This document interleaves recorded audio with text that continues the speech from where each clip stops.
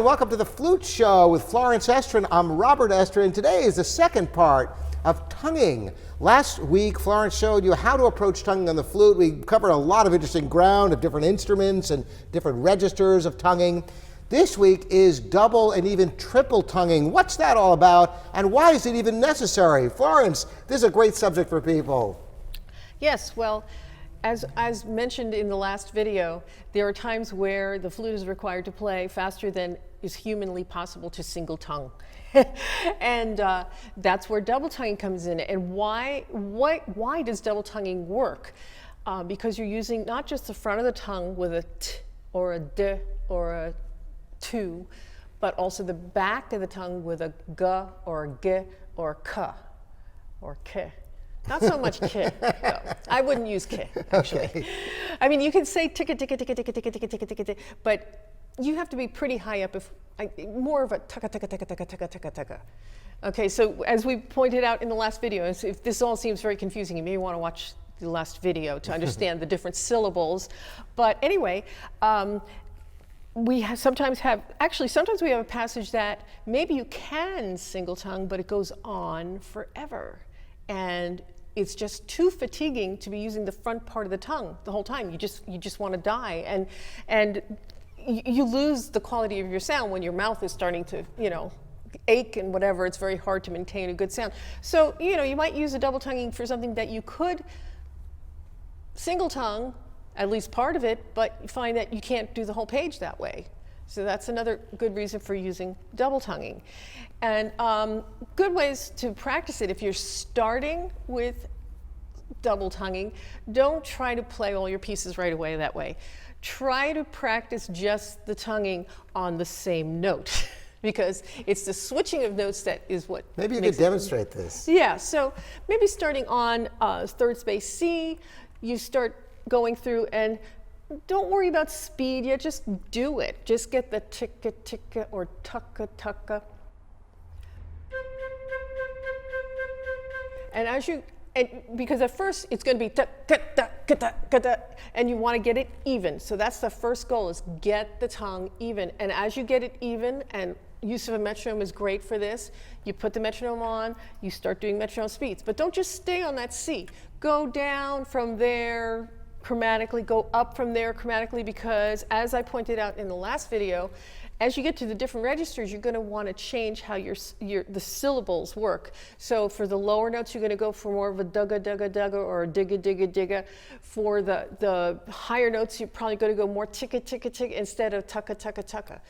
And then, of course, within pieces of music, you may want to play around with that depending on the type of sound you want to get for the passage. If you want a wispy thing, you might want to use further back in the tongue, which would be more of a dugga dugga dugga sound.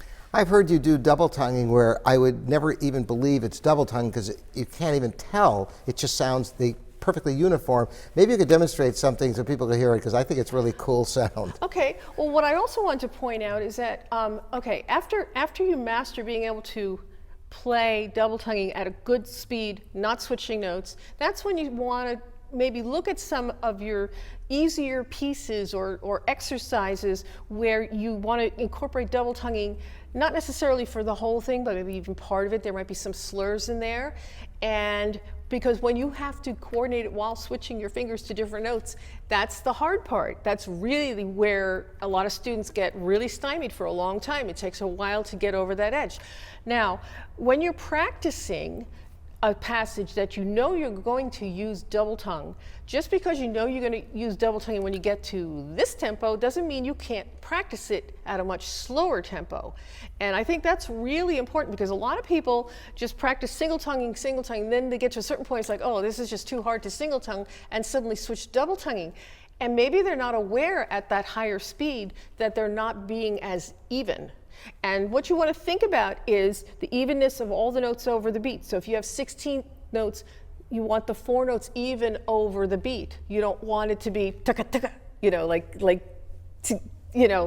two notes really close together and the other 2 notes with a space in between, which is the tendency. So you want to really try to think about getting it over the whole thing. So if I'm going to work on a passage, this is from Carmen Fantasy, and I might want to practice very slowly just so that I can get comfortable with making sure I'm not getting uneven with the tonguing. And then, of course, using the metronome, which I'm not going to go through all that because that would take a really long time, because I go notch by notch. I highly recommend it.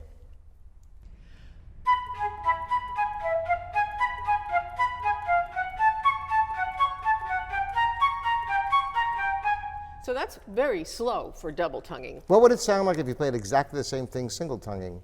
Oh, better.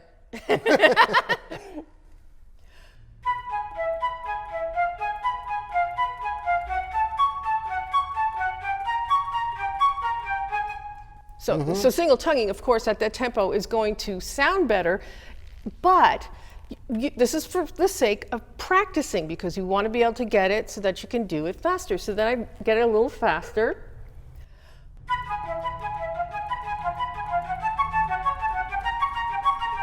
And even faster.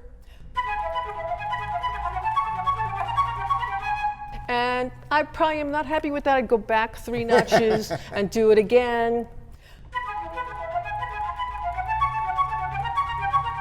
And then I'd work up notch by notch by notch until I could get up to, probably about 152 and really play it fast. What's the fastest you can do that single tonguing? I don't know the number. I can try.